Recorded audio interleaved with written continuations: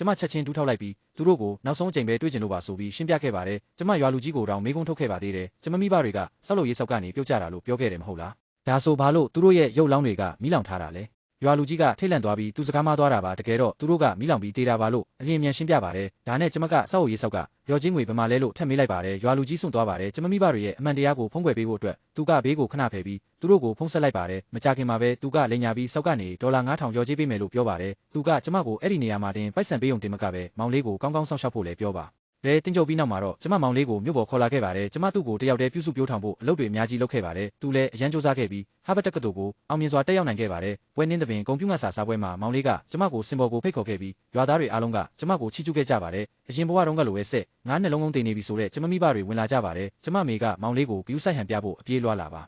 ဒါပေမဲ့မောင်လေးကသူတို့ကိုလုံးဝမမှတ်မိပါဘူးကျမဖေကအရန်တော်တတ်ထွက်သွားပြီးကျမကိုရိုက်ဖို့လက်ရည်ပါတယ်တခြားရွေးချယ်စရာမရှိတော့လို့ကျမ FBI စစ်ဆေးချက်ကိုထုတ်ပြလိုက်ရပါတယ်ဒါပေမဲ့ကျမမိဘတွေကဒါဟာအတူအယောင်လို့ယုံကြည်နေကြပါတယ်ဒါကြောင့်ကျမသူတို့ရဲ့တကယ်သားရင်းကိုခေါ်ထုတ်လာခဲ့ရပါတယ်ကျမမိဘတွေသူ့ကိုမြင်လိုက်တဲ့အခါချက်ချင်းပဲထိတ်လန့်တုန်လှုပ်သွားကြပါတော့တယ်